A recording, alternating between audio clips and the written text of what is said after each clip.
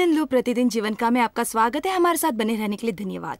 आज मैं परमेश्वर से आपके संबंधों पर बात करूंगी। यह हमारे जीवन का सबसे महत्वपूर्ण संबंध होता है और जहां तक मेरा ख्याल है हम सबको इस संबंध के बारे में अच्छी तरह समझ लेना चाहिए। तो आइए सुनते हैं हैम्पटन वर्जीनिया से प्रसारित ये संदेश। आज रात मेरा संदेश जिस विषय पर है वो है ये गंभीर होने का समय है।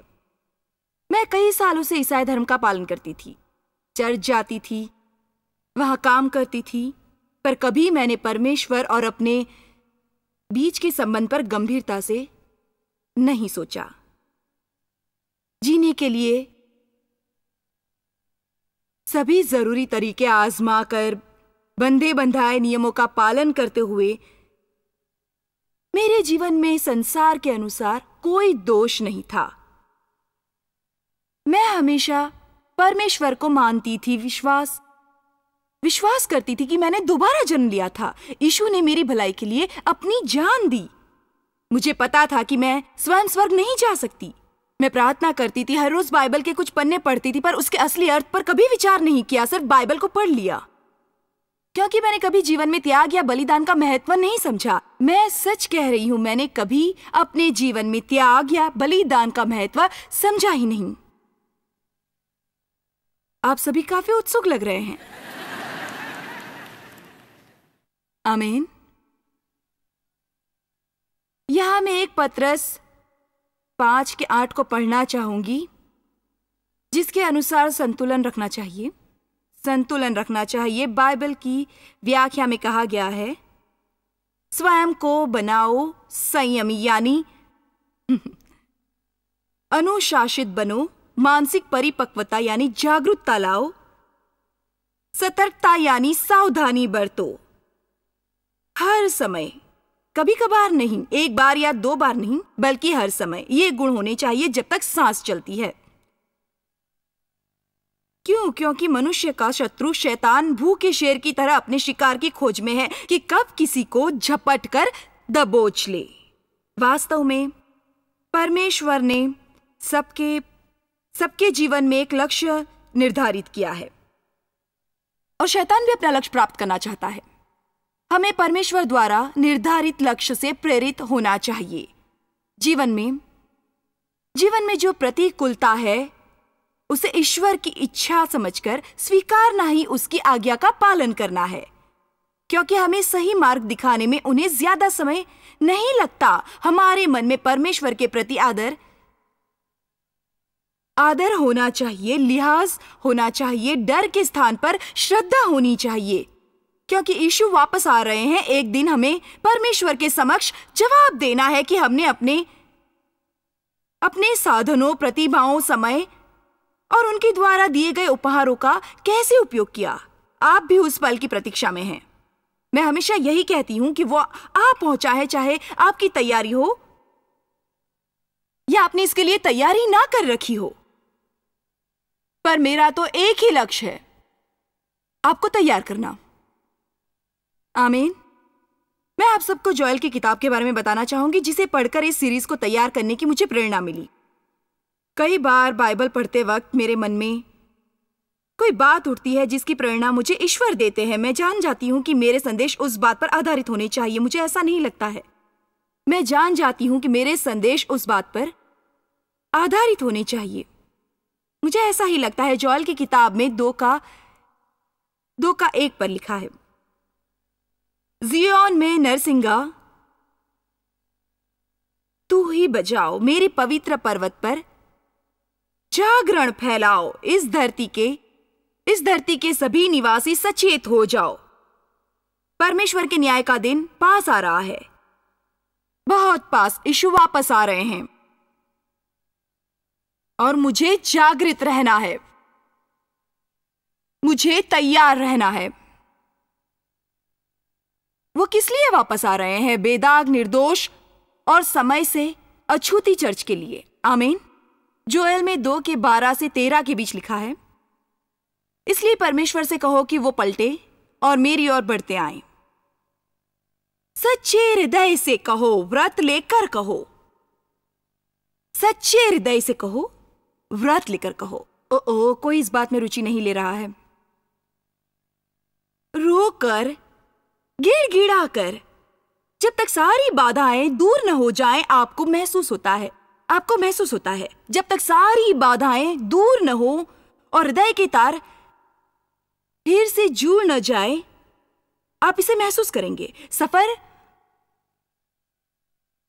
और काम में मेरे साथ रहने वाली एक लड़की से मैं बातें कर रही थी, जो अपने काम की वजह से अधिकतर समय मेरे और मेरे परिवार के साथ रहती है। उसने कहा कि आपके और आपके परिवार के बीच वक्त बिताकर मुझे आध्यात्मिक लाभ मिला है। उसकी बात सुनकर मुझे लगा कि कितने लोग ऐसे हैं जिन्हें गलत संगत के कारण परमेश्वर की निकटता प्राप्त नहीं हो पाती। मैं चाहती हूं कि ऐसे लोग मेरी बात ध्यान से सुनें, मेरी बात पर गौर करें। मैं जानती हूं कुछ लोग ऐसे भी हैं जिन्हें हम खुद से दूर नहीं कर सकते, कभी नहीं दूर कर सकते। इसलिए घर जाकर जीवन साथी से यह मत कहना मुझसे दूर रहो, जॉयस ने कहा है।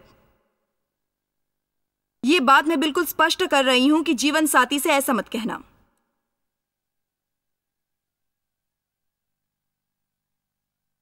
लेकिन जब हम ऐसे दोस्तों का चुनाव करते हैं, ऐसे लोगों के आसपास रहते हैं, जैसे ऐसे वातावरण में रहते हैं जो विपरीत हो और हमारी आत्मिक शक्ति को निचोड़ रहा हो, शायद उन सब से बचना कठिन हो। फिर भी हम अपने खान पान, जीवन सहचर और मनोरंजन के लिए कैसे लोगों को चुने, इसका फैसला हम कर सकते हैं। खुद ये फैसला कर सकते हैं और हमें ये फैसला करने की बहुत जरूरत है। आमीन। आज रात यहां आए हुए या इस संदेश को सुनने वाले सभी लोगों से मैं फिर से कहती हूं, आपकी अहमा की उन्नति में सबसे बड़ी बाधा है आपके इर्द गिर्द की नकारात्मक ऊर्जा, नकारात्मक प्रवृत्ति के लोग। और जिस पल आप इन्हें छोड़कर आगे बढ़ेंगे, जैसे ही आप आगे बढ़ने लगेंगे, उसी पल चमत्कार होगा। तब शैतान चाहेगा कि आप अकेले ही रहें। कोई बात नहीं, आप नकारात्मक की बजाय अकेले का चुनाव करें। अपने जीवन को नष्ट करने वाले लोगों से दूर जाकर अकेले रहें।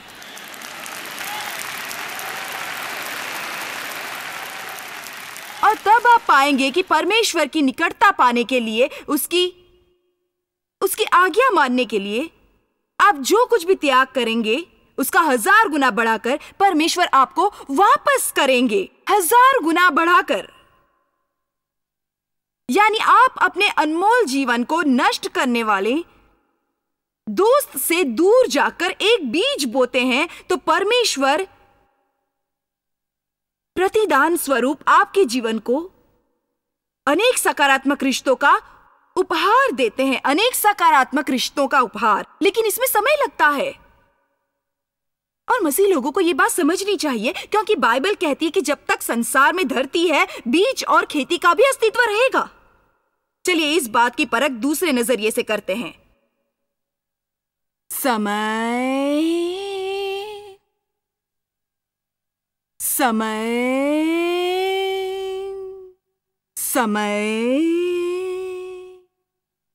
जैसे ही आप त्याग का मार्ग अपनाएंगे, जीवन में सुख शांति आ जाएगी। आमीन। बाइबल उन दुखों, संघर्ष भरे दिनों की ओर संकेत करती है जब पीड़ा का अंत नहीं होता। कोल्हू के बैल की तरह लगातार जुटे रहना है, लगातार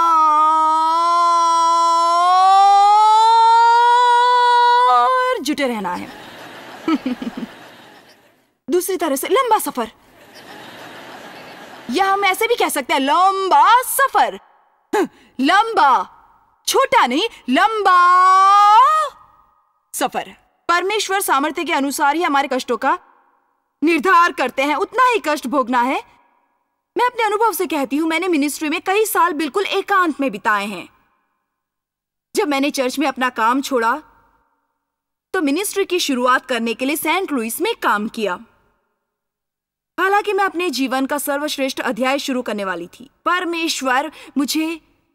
परमेश्वर मुझे नियति के उपहार देने वाले थे, लेकिन शैतान को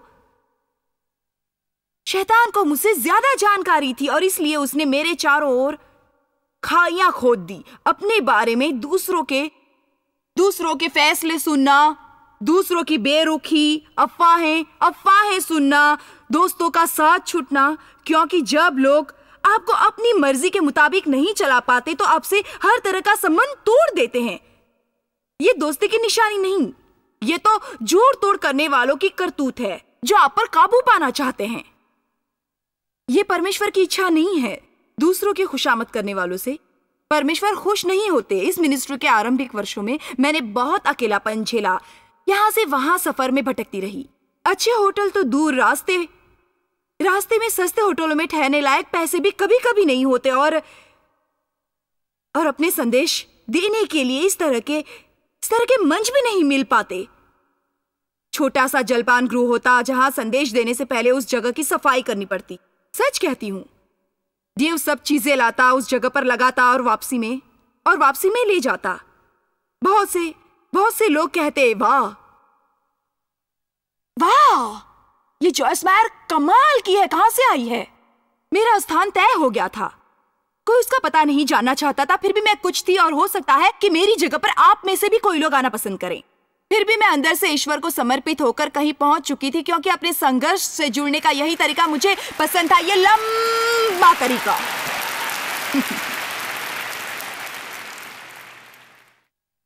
जब आप हमेशा यात्रा में ही रहते हैं तो संबंधों को बनाने संवारने का मौका नहीं मिलता। लेकिन आज जब मैं पीछे मुड़कर देखती हूँ तो वो समय सबसे अच्छा लगता है। जानते हैं क्यों? अगर आपके इर्द गिर्द लोगों की भीड़ न हो तो अकेले में परमेश्वर से निकटता प्राप्त की जा सकती है, और आने वाले दिनों में यही निकटता मेरे काम आई। मैंने अपने आप को परमेश्वर के सहारे छोड़ दिया। मैं फिर से दोहराती हूँ, अगर आपके इर्द गिर्द लोगों की भीड़ न हो तो अकेले में परमेश्वर से निकटता प्राप्त की जा सकती है, और आने वाले दिनों में यही निकटता मेरे काम आई। मैंने स्वयं को लोगों की मदद के बजाय परमेश्वर के सहारे छोड़ दिया था। आमीन। इसलिए मैं आपसे कहती हूं कि अकेलेपन से मत घबराइए। अगर लोग आपको महफिल में बुलाना पसंद नहीं करते, अगर आपके चहीते लोगों ने आपको छोड़ दिया हो, अगर किसी की आपसे दोस्ती ना हो, तो आपको परमेश्वर की मदद लेनी चाहिए। किसी को उसके बाहरी स्वरूप से मत परखिए, क्योंकि हृदय में झांक कर ही इंसान की महानता की परख होती है। क्योंकि इंसान के हृदय में झांक कर ही उसकी महानता की परख होती है। आमीन।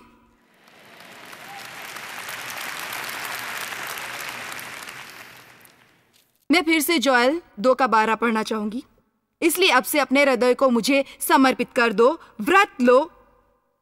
व्रत के बारे में जानने से पहले हमें कुछ ये जान लेना होगा कि कई तरह के व्रत रखे जाते हैं। शाब्दिक रूप में व्रत का अर्थ है भोजन का त्याग। आप आधे दिन या पूरे दिन का उपवास रख सकते हैं। लेकिन आप टीवी, खरीदारी, गपबाजी या ऐसे भी उपवास रख सकते हैं जिससे ईश्वर की निकटता प्राप्त हो सके, चाहे थोड़ी अवधि के लिए ही सही। आपको थोड़ा समय निकालना चाहिए जिससे आप ईश्वर की निकटता प्राप्त कर सकें। अभी दरअसल मुझे याद आ रहा है, मैंने 30 दिन तक टीवी देखना छोड़ दिया था। हालांकि ये बहुत मुश्किल था, क्योंकि मेरे पति टीवी का आनंद लेते थे और मैं दूसरे कमरे में प्रार्थना करके, किताबें पढ़कर या इसी तरह का दूसरा काम करते हुए समय बिताती थी। उस उपवास के अंतिम दिन, आज से 40 साल पहले, मुझे परमेश्वर की अनुभूति हुई और मैंने उनसे दीन दुखियों की सहायता करने की शक्ति मांगी। सचमुच ये भावना अलौकिक थी। तब परमेश्वर ने मुझसे कहा, 1 वर्ष तक अपने आप को तैयार करो जिससे तुम वहां पहुंच सको जहां लोगों की मदद करने की शक्ति तुम्हें प्राप्त हो सके। ईश्वर के साथ ही मेरी बेटी भी इस अनुभव की साक्षी है। और उस दिन से ठीक एक वर्ष बाद मैं स्वयं टीवी पर थी। कई बार लोग परमेश्वर से अपनी इच्छाओं की पूर्ति की प्रार्थना पूर्ति की प्रार्थना करते हैं, जबकि उनके कर्म उनकी प्रार्थनाओं के विपरीत होते हैं। वो स्वयं उसके योग्य पात्र नहीं बन पाते। परमेश्वर के पास तो देने के लिए बहुत कुछ है। शर्त यह है कि हमें उसके वरदानों को प्राप्त करने के लिए योग्य बनना है। कुछ लोगों को धनवान बनना है तो किसी को बेहतर नौकरी चाहिए। परमेश्वर ये सब देने के लिए तैयार है, पर स्वयं को भीतर झांकना जरूरी है। अंदर से आलस, स्वार्थ, कटुता और इस तरह के अन्य विकार निकालने होंगे। अगर परमेश्वर संसार के सभी सुख दे दे तो हम शरीर के दास बनकर रह जाएंगे, लेकिन वो तब तक हमें शारीरिक सुखों से दूर रखेंगे जब तक हमारी आत्मा की शुद्धि का प्रयास ना हो। यूहन्ना 3:2 में कहते हैं, मेरे व्यापारों, संपन्नता, शारीरिक सुंदरता के साथ ही आत्मा को भी उन्नत करो। हमारी आत्मा ही हमारे मस्तिष्क, हमारी इच्छाओं और भावनाओं को संचालित करती है। इसलिए परमेश्वर चाहते हैं कि हमारी सोच, हमारा व्यवहार और हमारी जबान शुद्ध हो जाए, अंतर मन से सारी कटुता धुल जाए। आप लोग समझ रहे हैं ना? परमेश्वर की दया तुला पाने के लिए पहले अपना हृदय विशाल बनाए, बिना किसी शर्त के, क्योंकि मुक्ति बंधन रहित, शर्त रहित है। मुक्ति का आधार सिर्फ विश्वास है। परमेश्वर में आस्था होनी चाहिए, उनकी करुणा में विश्वास हो कि यीशु ने हमारे लिए जान दी। हम स्वयं की रक्षा नहीं कर सकते, अपने पापों का प्रायश्चित नहीं कर सकते, तो यीशु की शरण में आओ, उससे क्षमा मांगो। वो आपके हृदय में बसता है, आप भी उसकी भेड़ों में शामिल हैं। एक कदम बढ़ाते ही आप यीशु के प्यारे बन जाते हैं और उसके कृपा पात्र बन जाते हैं। लेकिन उसकी करुणा और हमारे हृदय के बीच सिर्फ अज्ञान का पर्दा है। जब इजरायली मिस्र से बाहर आए तो ये उनका पुनर्जन्म था। उन्होंने अपने हक की जमीन मांगी और 11 दिन में खत्म होने वाली लड़ाई 40 साल तक लड़ते रहे।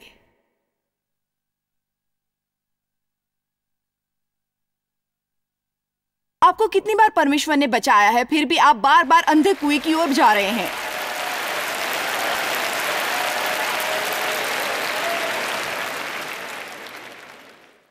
अभी भी नापसंद होने वाली बातें करने पर पति से मुंह फुला लेते हैं।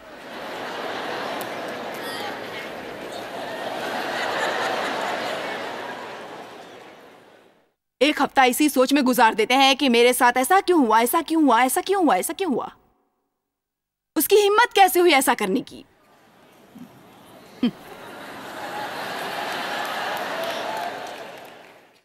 टैक्स भरने की बात अनसुनी कर देते हैं और खुद कर्ज से उबरना चाहते हैं।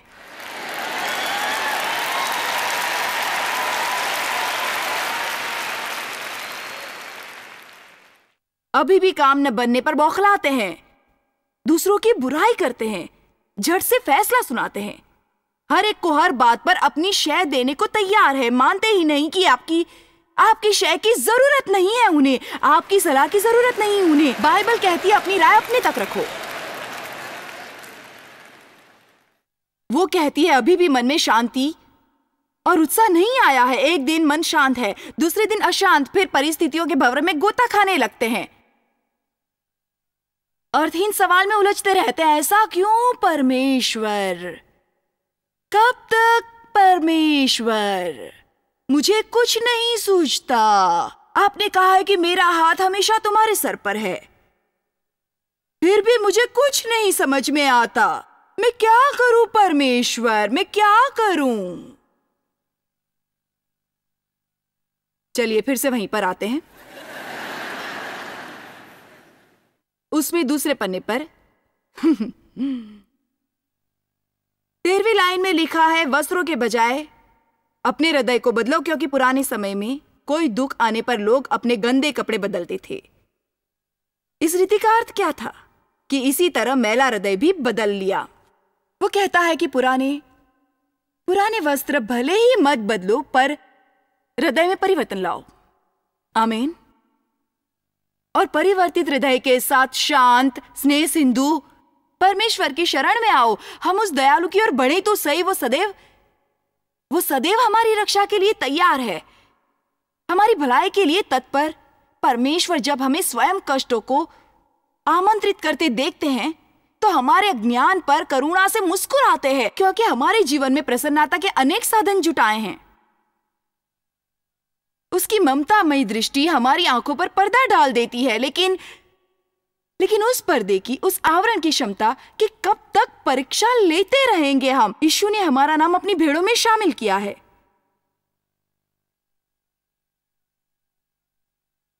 आप लोग समझ रहे हैं ना?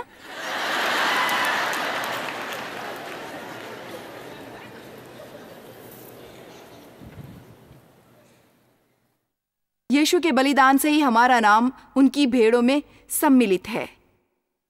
ये परमेश्वर पर आस्था की बात है। वो बहुत दयालु है, जो हमारी योग्यता से कहीं ज्यादा उपहार देते हैं हमें। जरा सोचिए, यदि वो हमारी हर गलती पर हमें दंडित करे तो हम में से कोई भी यहाँ बैठा नहीं रहेगा। बाइबल में पुरस्कारों के बारे में बताया गया है, विश्वास जगाए बिना ईश्वर के दर्शन नहीं होते। जो उन पर विश्वास करते हैं वो पुरस्कृत होते हैं। अब प्रश्न यह है कि पुरस्कार किन लोगों को मिलता है? क्या अज्ञान में अपने जीवन को बर्बाद करने वाले, या जो लोग नियम से चढ़ जाने के बावजूद व्यवहार से सच्चे मसीह नहीं बन पाते, उन्हें पुरस्कार मिलेगा? परमेश्वर की कृपा उन्हें प्राप्त होती है। परमेश्वर की कृपा उन्हें प्राप्त होती है जो उसे पाने के लिए सब कुछ समर्पित कर देते हैं। क्या आपको पता है कि इस भवन में बैठ हर एक व्यक्ति पर परमेश्वर की दृष्टि है?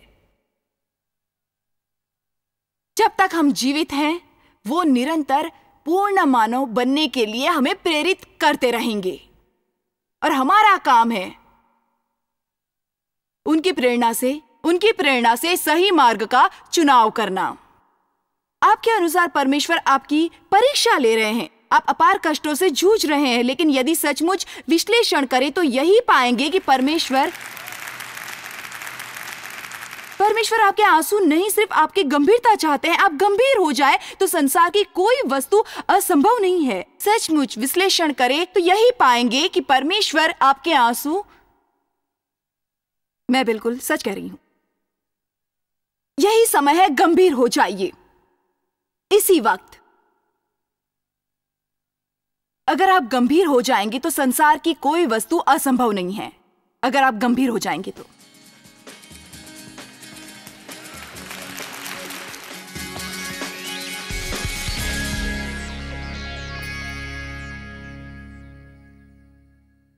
अपने जीवन के कई साल मैंने इसी भ्रम में गवाए कि मुझे यीशु पर विश्वास है।